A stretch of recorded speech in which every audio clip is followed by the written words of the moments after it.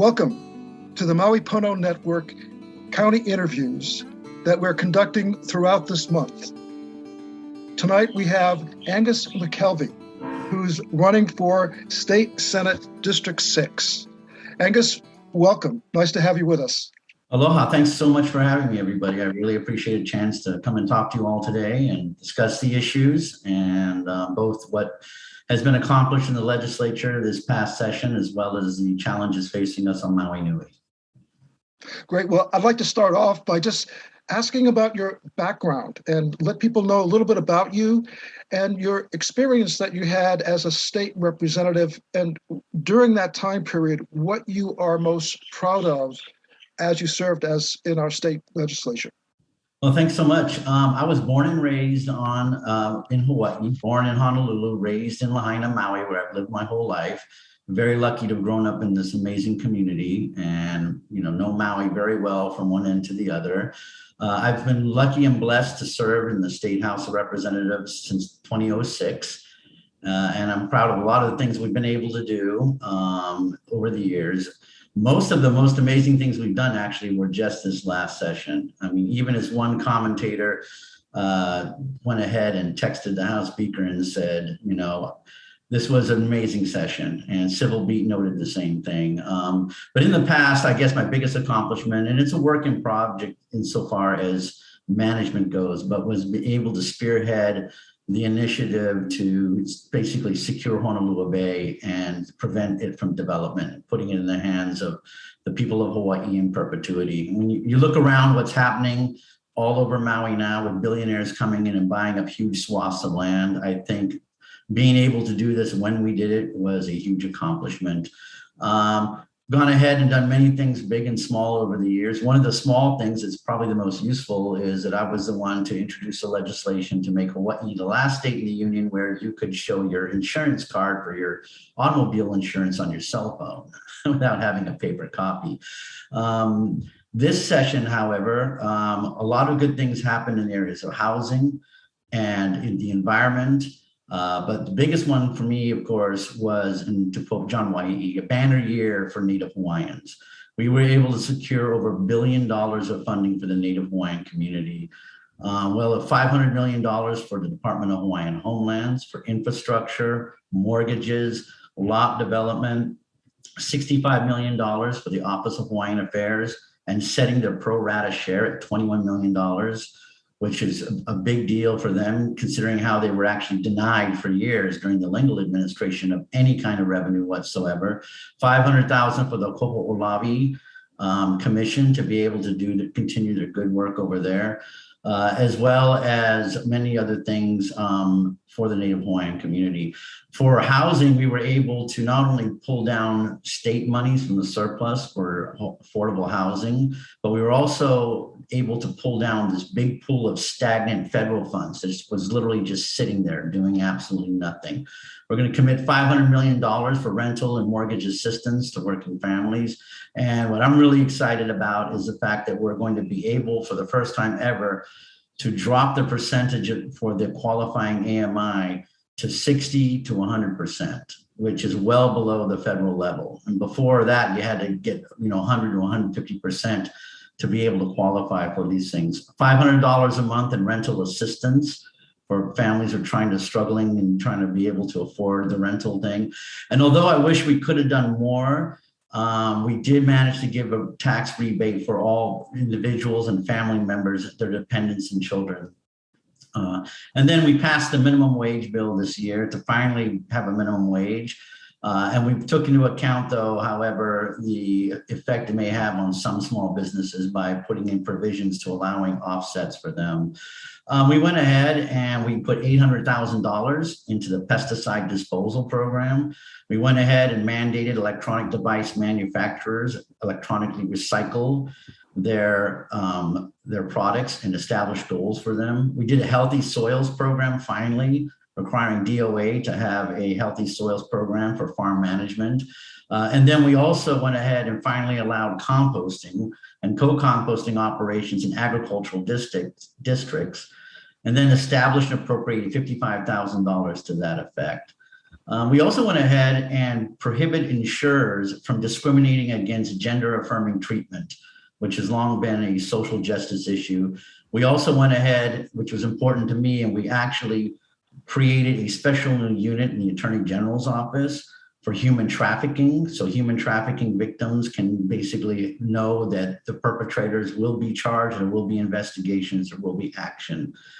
We also went ahead and created a food hub pilot program with infrastructure grants that'll last for about 5 years, and this will help to increase access to local food.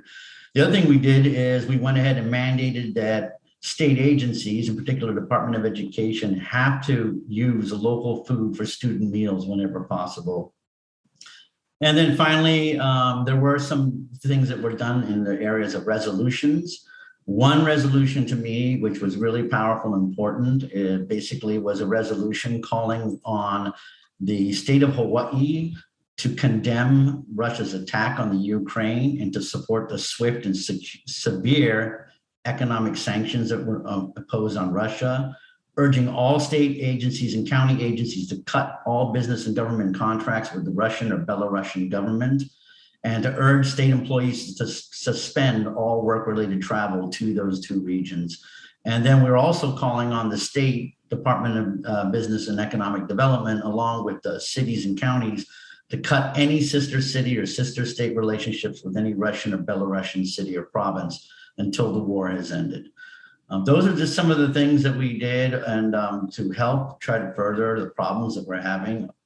I was really excited about the groundbreaking things that we did this year. Angus, I could see why you said that it was a banner year in terms of getting legislation passed. I guess one of the questions I have, though, when you mentioned a lot of the things that were occurring in terms of finances for our Hawaiian community, and there have been funding like that in bills in the past that have gone through legislation, but when it came down to having the rubber meet the road and actually have the implementation of these things, it was lacking in many ways. And I'm guessing but the question is there a plan for implementation? Are there ways that Hawaiians can get plugged in and start accessing these funds and resources? Yes, well, actually, I gotta be honest with you, in the past, we have never done anything near this level at all. I mean, we managed to secure some ad hoc infrastructure funds for different areas like the villages of Leali'i, but we never did anything of this magnitude to actually put meaningful, huge amounts of money to address the backlist, the waiting list in a big way. But you're right, in the legislation itself, it calls upon reports by DHHL to the legislature. We are working with Tyler Gomes, who's the deputy director of DHHL. He knows that we have benchmarks that need to be met. We've also created flexibility paths for Native Hawaiians who may want to choose to use the money that's been put aside instead of actually waiting for a lot to be developed to go ahead and invest in their own housing, as well as infrastructure development as well. So they have reporting requirements, they have benchmarks to use, and the money has to be used within 2 years or the money will lapse. And, it's an ongoing commitment. We as legislators are going to have to hold their feet to the fire and make sure that they do what they said they're going to do. And, by God, I don't make promises lightly, but my promise to you guys and everybody else is they will follow through and execute these things. And Tyler's commitment and the work that he's done already, and seeing what he's been doing insofar as getting projects going that are in the pipe right now. And being honest, we set aside $30 million last year for the infrastructure villages of Leali'i. And he came to us and says, look, we are unable to encumber the funds, but we will be able to do it next year. So we need you to lapse that money and then reappropriate it. And then we'll be ready to go because we'll have the contracts aside. Another thing, because nothing ever happens in a vacuum, is we've done major work on the procurement code. My committee, government reform, actually handled procurement. And some of the bills that we did should be able to speed up and make the process of procurement with contractors and other entities needed to develop the homes go smoother. But one thing that's really going to be needed, as you say, to have the rubber hit the road, is the help and assistance of the county government. A lot of the permitting for water, sewage, and other things are going to need to be done with the county. And so we need to make sure that the county can help us out on that by lining up the permit process, by expediting it, and by working with the community so that they understand that this is to help our Native Hawaiian population, and their support's critical in ensuring that the permits are done in a timely manner. Great. Thank you, Angus, for that response. Asia Ayers next. Hi. Hello. Thanks for being here today, and thanks for your very thorough answers. They've been great. And I know you've been busy, and something that's near to my heart is the issue of water. Article 11, Section 1 of the Hawaii State Constitution states, for the benefit of present and future generations, the state and its political subdivisions shall conserve and protect Hawaii's natural beauty and all natural resources, including land, water, air, minerals, and energy sources, and shall promote the development and utilization of these resources in a manner consistent with their conservation and in the furtherance of the self-sufficiency of the state. What steps will you take to ensure the letter and spirit of this article are upheld by you, especially as pertaining to water? Thank you so much. Well, the first thing I did was we actually had a CWRM, as it's called, the Commission on Water Resource Management, did a hearing in Lahaina, and we were in the middle of conference, which is a period where we have to negotiate out the final bills. But it was so important to me, Asia, that I be there to support the community in this, that I flew over to Lahaina to attend the hearing and testified in favor of putting the entire West Maui aquifer under a water management area.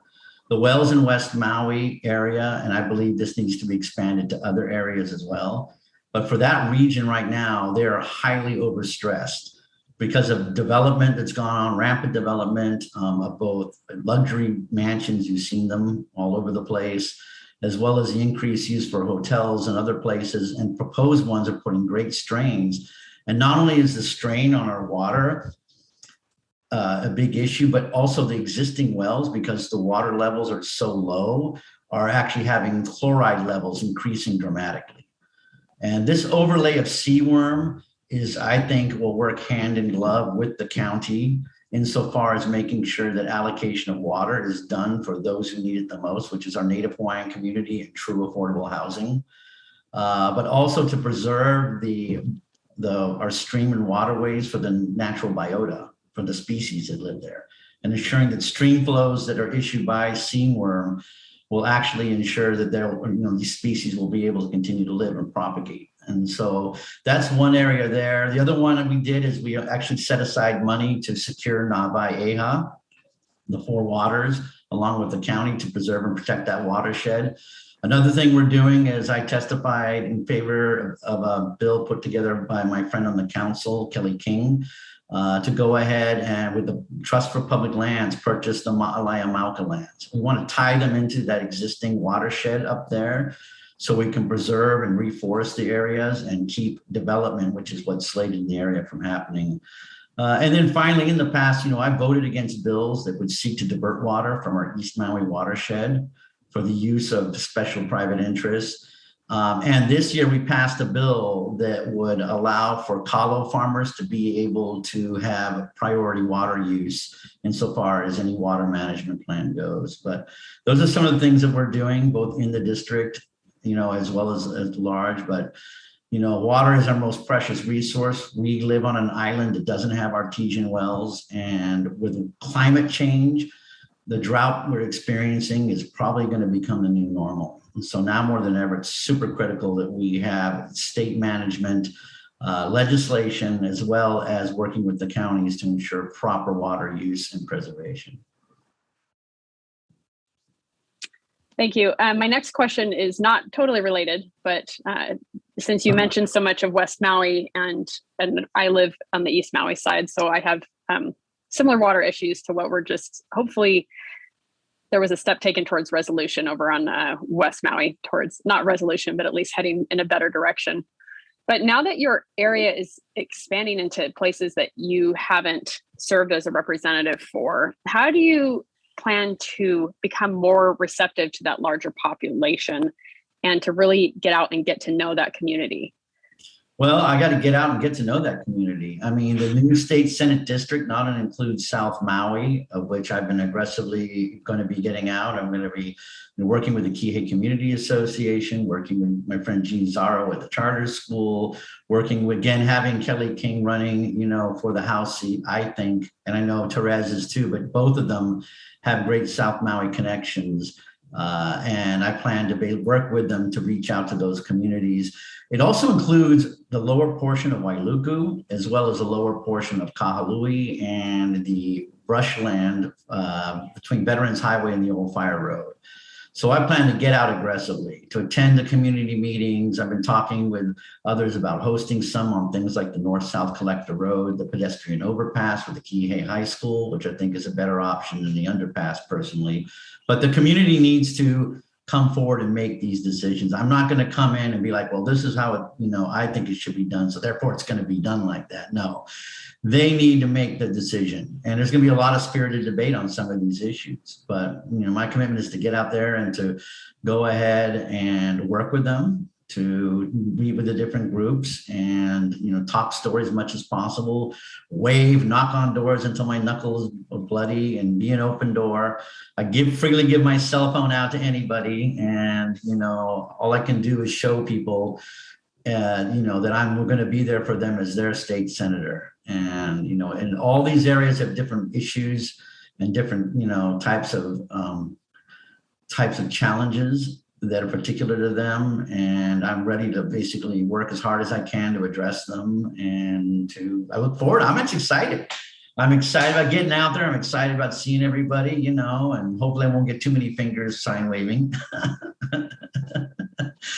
But, yeah, and that's what it is. At the end of the day, the people of South Maui, along with the other parts of the district, it's a democracy, and, it's for them to make the choice. And at the end of the day, whatever choice they make, I'm going to be very Pono, very comfortable with it, because, I'm just here to serve, and I'm offering that to the communities. And by all means, too, it's like my friend Lay said, who works down the Grand Wailea, we'll be the thorn in your rose. And I said, good for you. You should be. And so, that's what I plan to do, to get out there. And, I'm excited. COVID really sucked. Zoom's great, everybody, but there's nothing like being able to talk story with people one-on-one. And so that's what I plan to do. Thank you. Great. Next person will be Bruce Douglas, who'll be asking questions. Hey, Angus. Hey, how you doing? All right. So my question for you is, why are you switching from state representative to state senate? How do you feel that you'll be more effective, and what's your motivation, and what do you think you can do better in the Senate that you haven't been doing as a House representative?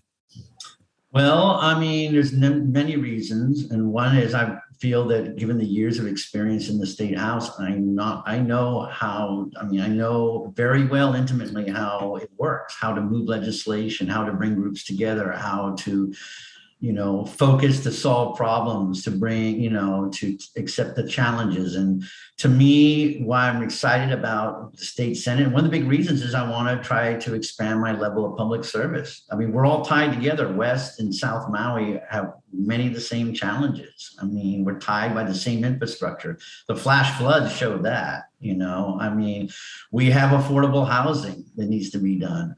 And so when I heard that there was an opportunity coming insofar as a vacancy, I felt that this is the time of my life where I'd like to offer my service to the people of the entire state Senate district. And, being a veteran, being over there working with the new governor coming in and being able to confirm the new directors, I felt I'd be able to provide a powerful voice in that process as well. And you can't do that in the state house. And you're one of 25 in the state Senate, as opposed to one of 51. And the relationships I've built in the House are still very strong with many of my friends and the many caucuses I belong to. And so I feel I'll be able to, help leverage that for the state Senate. And so I was like, you know what, I'm going to go ahead and throw my hat in the ring. And hopefully people will see that having that experience will translate readily, and I'll be able to provide an effective oversight for the confirmation of the many directors and deputy directors to come.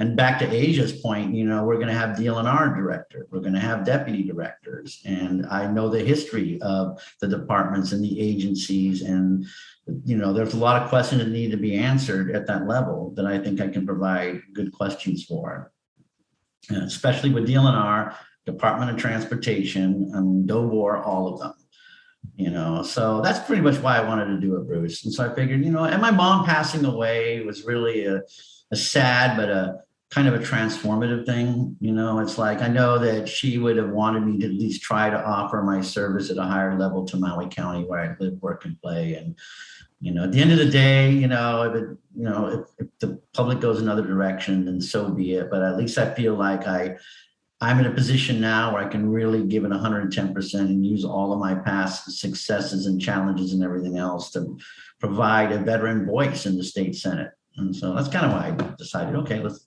go for broke. Okay, thank you. Another, not quite related to it, but South and West Maui, their main employment is, of course, the resorts and the tourist industry, and a lot of people would love to get out of that and find higher paying, more fulfilling jobs in other sectors. What can you do as a state senator to diversify employment in Maui County, particularly for your districts? I think a big thing we can do for our districts is we need to go ahead and provide mechanisms for us to capture the high paying jobs back here. I'm a big believer in technology. I think technology industry provides a lot of opportunity for people here in Hawaii and Maui. And what kind of grinds my gears a little bit, to quote a popular show, was that we had a lot of people move in, especially during COVID, who were filling these high paying jobs that are actually on the mainland.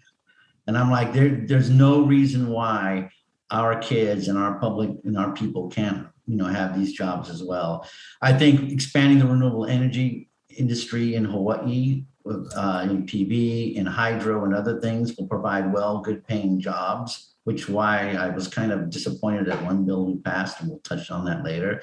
I think being able to implement a tax credit for remote working is going to be a key piece, so that people can stay here and get these remote jobs. We'll be able to get credits in doing so.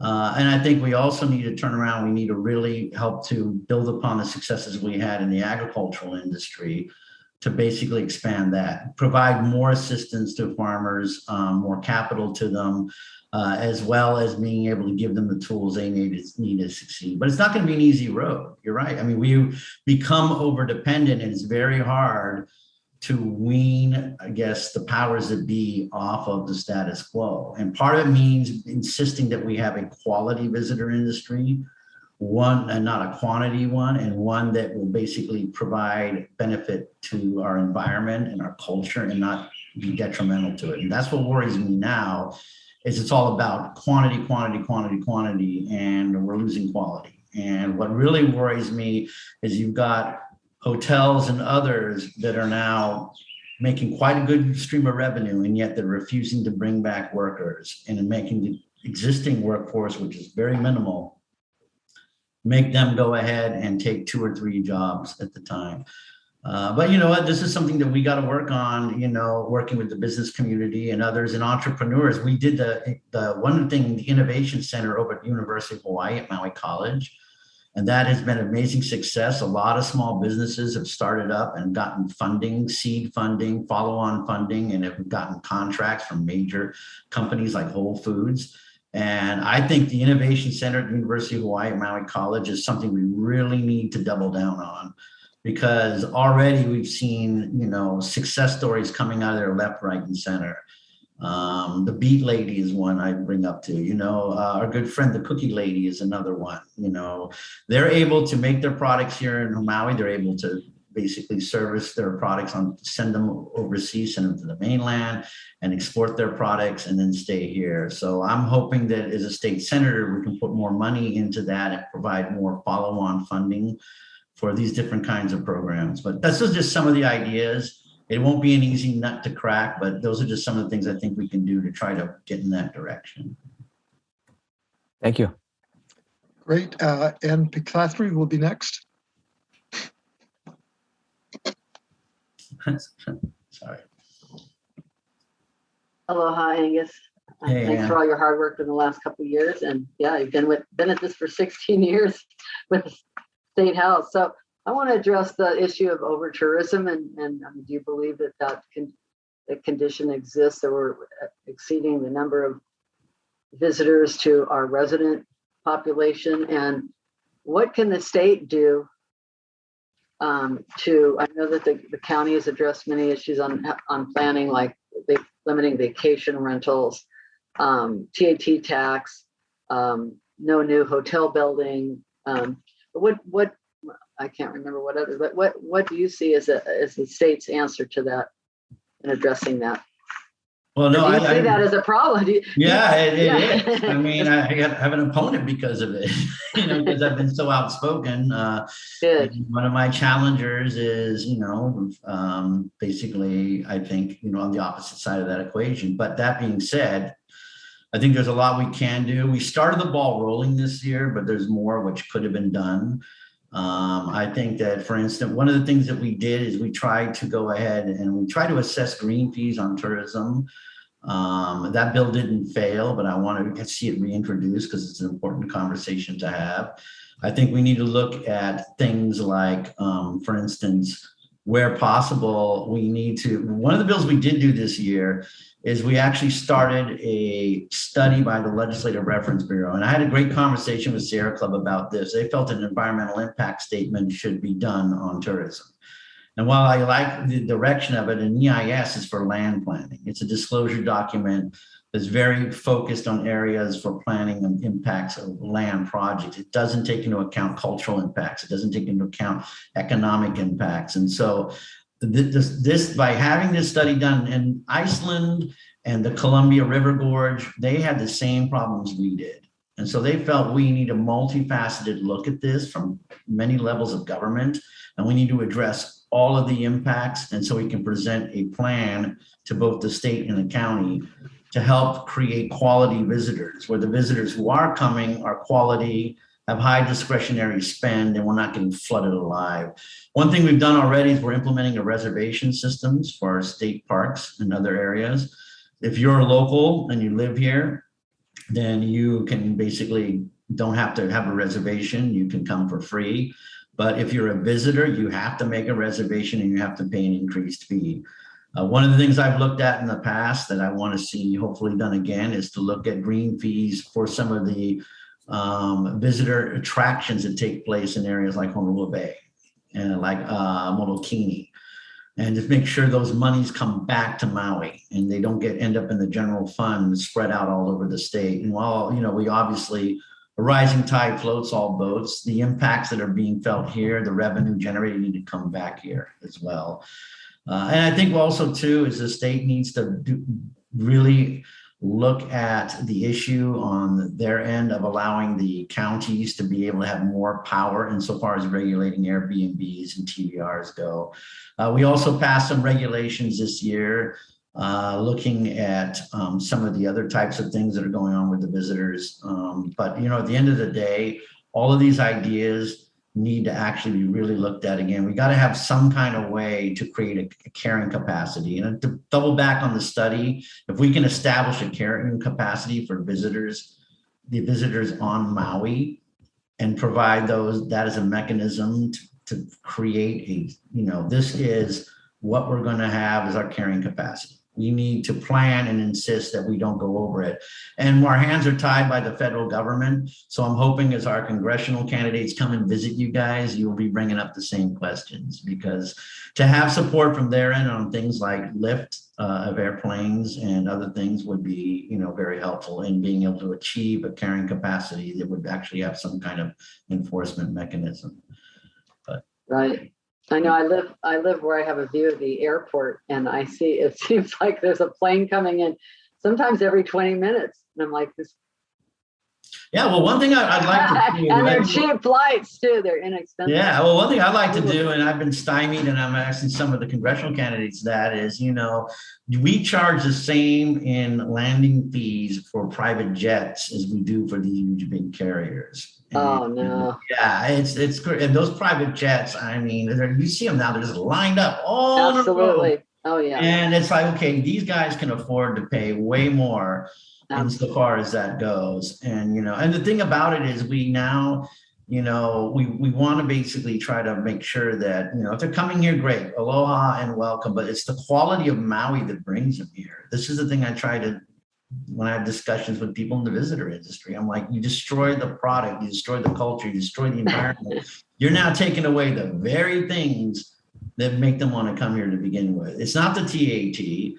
It's not the level of, the GET. It's the fact that when they come to Maui, the Maui that they remember or the Maui that they like to see doesn't exist anymore.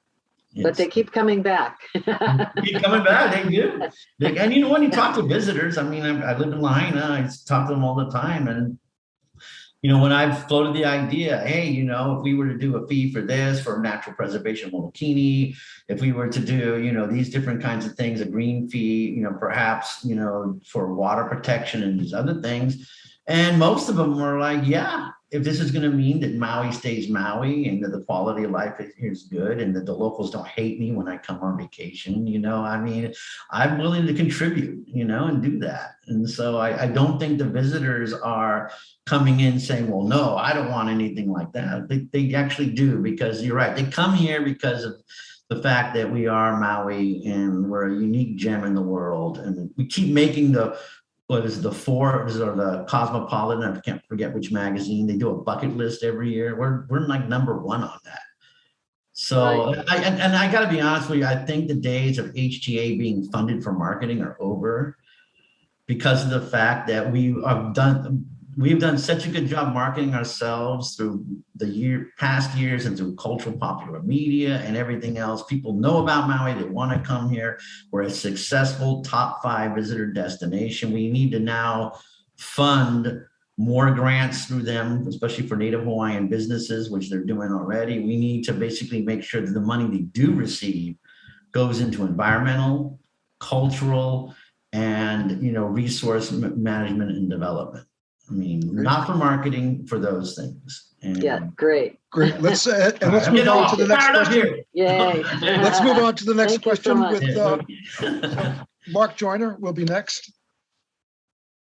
Well, hi, Angus. How are you? Hey, Mark. How you doing? Good, thanks. I had a big concrete company blocking our entire street, so I apologize for being a little bit late. That sucks. Always a good time. Yes. Exactly. So, boy, most of the questions that I would really like to hear answered have been asked, and been asked rather eloquently. And I'm sure Paul asked a few questions too that I missed.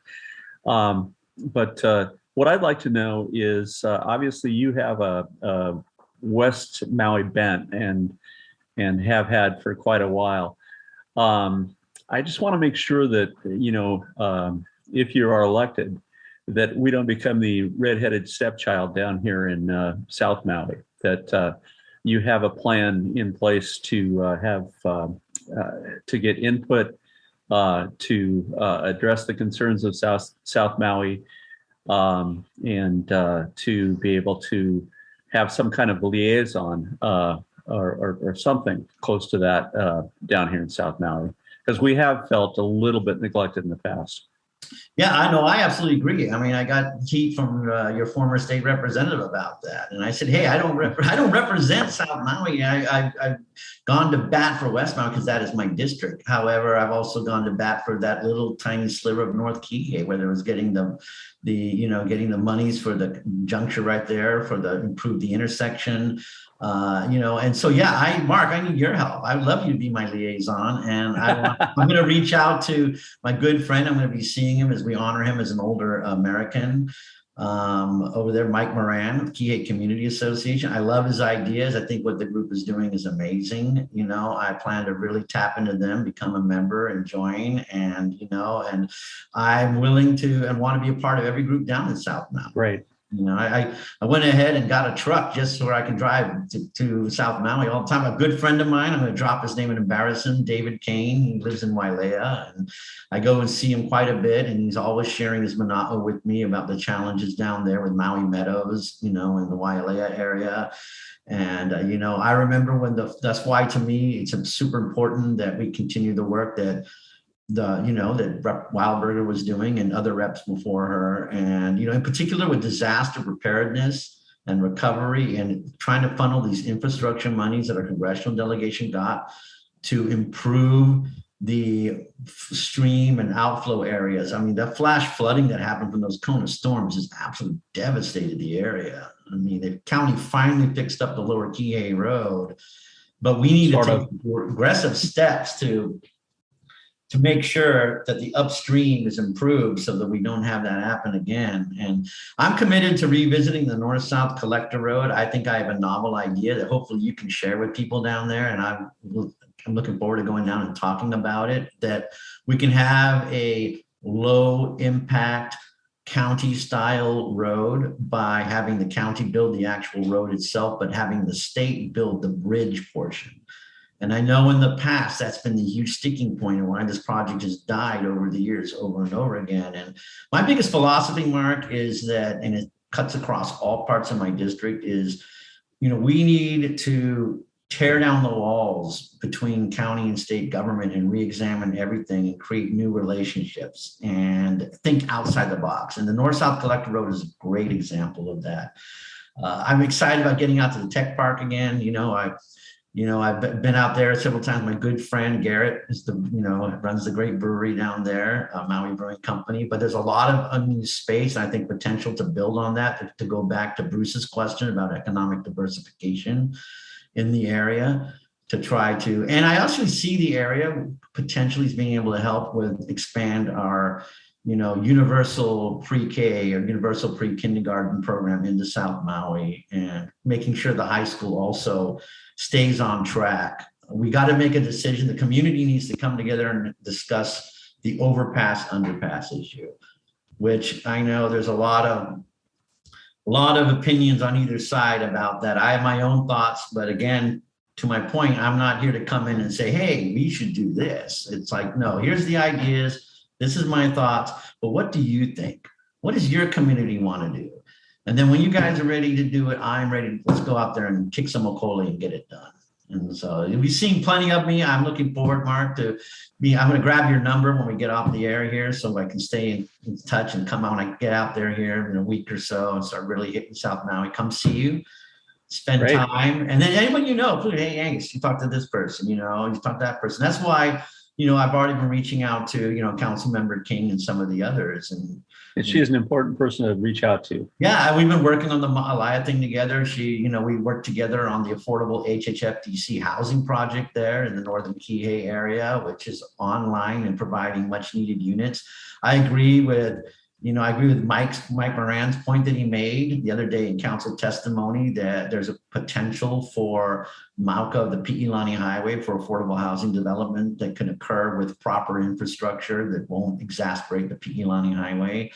And also to hold the state agencies accountable. That whole Carmageddon thing that happened when they were doing the roundabout down there is ridiculous. What a freaking nightmare. Yeah, and I'm like, we put out traffic alerts to our West Maui community. It still doesn't mean, hey, it happens all the time, and I'm the first one to hear about it. And people call my cell, and sometimes it's a painful thing that unfortunately, like the restriping project, it's like, we could either drag it out and we can have multiple days of this craziness, or we can just rip the Band-Aid off and get it done as fast as possible. But there are going to be some tough days. And, I guess I can say as their state rep, as their state senator, I'll be sitting in the same traffic you guys are. And, the same wildfires that threaten to cut us off will be threatening me as well. And so I take everything personally, and I'm excited. Key is an awesome place. Wailea is an awesome place. It is an awesome place. And I'm committed to be a part of the community discussion, and I'm not going to be there to tell you guys, oh, you should do this, so you should do that. No, that's not how I roll. So. Okay, great. Thanks so much, Angus. Well, Sounds like we need to move on. So Angus, I'd like to ask another question, Angus, if I could, just to follow up to some of the statements that you made about connecting with the community. I know that in the 2020 election that we had an interview with you, and you talked about extending yourself out, having town meetings, getting to hear from the people. I just want to know specifically what has been done along that line during this last period of time that we had since 2020. Well, a couple things threw wrenches into my plans. I started getting the ball rolling and doing that, and then COVID hit. And that was a real derailer, doing everything from Zoom. And then, to be totally honest with you, I had to be the primary caregiver for my mom. I kind of got left holding the bag and caring for her. My wife had to quit her job too and come home and help take care of her during session. But when session ended, I had to come back and feed her and care for her and take her to the doctor and everything. And that was a really strain on my time. And unfortunately, couldn't do as much as I wanted to do. I've done better than I did when we talked, but it couldn't do as much as I wanted to do. But now that she's gone to God, now that I've really been able to reorient myself in a big way, I'm excited about getting out and doing all of this. And if I don't do it in 2 years, you guys can turn around and say, buddy, you dropped the ball. You didn't do it. You're out of here. So, but that's why I wish this was in person, to be honest with you. I'm glad we're doing it by Zoom, but these are the kind of opportunities that when we do it in person, people from the community can come out. And I talked to Kelly already about, doing a community meeting on North-South Collector Road. And we're going to hopefully firm up a date here to get that rolling. And I'm working with my team on scheduling stuff, trying to get the venues for it. Hopefully we'll be able to use the charter school or some of the other places to host community talk stories. And okay. Well, but I got to actually get out there and be successful in this endeavor first. Okay. I really encourage that. Asia, do you have another question that you'd like to ask Angus?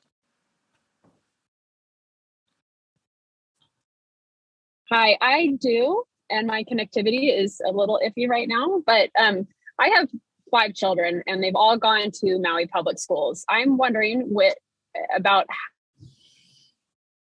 as a state senator, you see that you can address a lot of the issues we have with school, with the retention of our teachers. Seems to be a major problem right now. And just the district seems somewhat unsympathetic for the concerns of kind of the little people on the totem pole, which are the teachers, unfortunately. How do you think you can address those as a state senator? Well, actually, we did some amazing things for teachers this year. We went ahead and we implemented a pay raise for our teachers. We implemented a way to take away the compression issue, which was really hurting them. We went ahead and addressed the issue of seniority for our teachers who basically come in and because of discontinuance in service, they lose their seniority. And we also went ahead and we increased the ability of the governor to collective bargaining to not only give them pay raises now, but to retroactively increase their pay as well. But we need to go ahead and we need to continue to build on the Grow Your Own program, which was started by my friend, Rep. Amy Peruso. This is an exciting idea to basically do loan forgiveness and guarantees for teachers who, when they become certified, their educational costs are waived by the state as long as they make a pledge to serve at least 5 years minimum, with an emphasis on rural schools like the ones where your children go to in East Maui, Molokai, and Lanai. So, I mean, the HSTA, working with them and working with the teachers, we were able to do both the compression bill to address that, the steps bill to address the issues that were that, and the seniority issue. We need to also continue to work on trying to get more help insofar as the substitutes go. And I'm glad, and one of my good friends, I'll call him out and embarrass him, Justin Huey, who's a SPED teacher over at King Kamehameha III. he's always been an advocate for the fact that SPED needs particularly more resource commitment because of the challenges there. And so that's one of the things we've gone ahead and done, is increase the pay for our SPED teachers in the fleet of bills that we had this year. Sorry, I can't remember the number off the top of my head, but I can text you the measures. They're going to the governor, and they're long overdue. One of my gripes has been in years past has been the fact that we weren't funding teachers. That's why it was a banner year. It wasn't, we were able to help Native Hawaiians, affordable housing, but we were able to finally do the things we should have done to our teachers and for our teachers. And they got the short end of the stick a lot.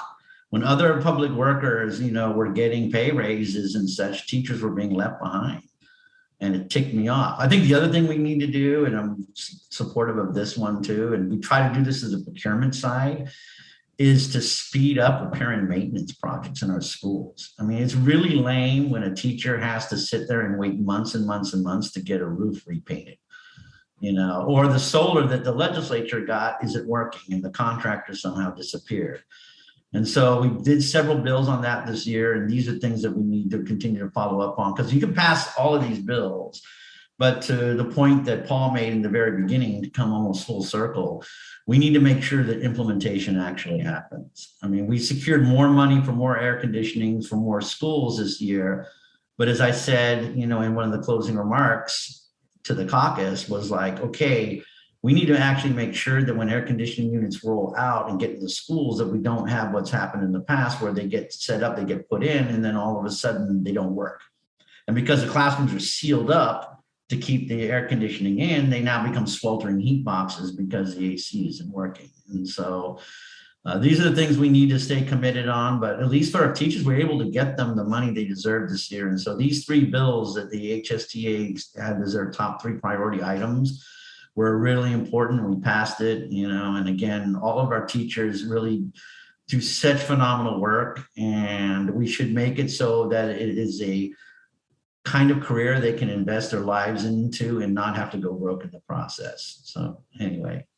No, I appreciate your answers. And I appreciate that you recognize that it's not just teacher pay, but it's actually how they feel when they're at work and when they are in dilapidated, unair-conditioned buildings. Yeah, exactly. And then the other it's hard to choose that career. Yeah, and the other thing we did this year too is we, try to address, and I talked to one of the teachers about it, there's a lot of, well-meaning but zealous parents, especially with the mask mandates and other things. And they get very ugly with the teachers and the staff. And so, I've reminded them, like, look, if people go overboard, there are recourse. We do have laws against public harassment and death threats. And so the teachers shouldn't feel like, and trying to keep our kids safe, that they're going to be threatened, Oh, one other quick thing for the teachers that we did in line, I'll just throw this plug in there. In the budget this year on the House side, I was able to get funding for HHFDC and a nonprofit to build the first ever dedicated apartment rentals for teachers.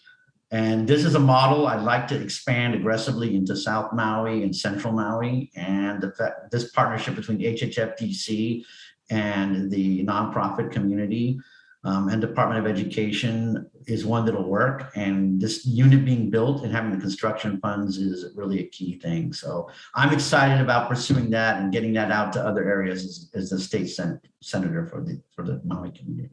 Great. Thank you. Thank you, Asia and Angus, for those answers. Is there anyone else that has a burning question before we end? If not, Angus, if you could just make a closing statement, if there's anything that you've missed that you felt was important, or any other statement that you'd like to make, please do at this time. No, we pretty much touched on a lot of things. We have a lot of issues, a lot of problems, a lot of successes, but yet a lot of challenges, and being not only, being collaborative, but as well being tough is really the key, bringing people together, but in the end, and talking things out. But when you come to that decision, is important we move forward together on that decision. My motto is forward together. Together we can do a lot. A rising tide will float all boats. But, I'm looking forward to being part of the conversation at the community level, meeting everybody. Mark, don't run away before we go. I want to grab your cell number there. So we can stay in touch. And, I invite anybody, to go ahead and give me a shout. I'm on Facebook. Right now, you can get a hold of me on my Angus McKelvey account or through my Rep McKelvey account now, because I'm still a state rep for a few more months. And, I look forward to talking to everybody. And in the end, we may not agree on everything, but I'm an open book with a strong heart for Maui Nui and our quality of life. And those are my fundamental tenets that I hope to bring to you to serve as your state senator. So mahalo, everybody. Ann, Asia, Mark, Bruce, soundman extraordinaire. I'll see you guys later, okay? And aloha, and thank you for everything.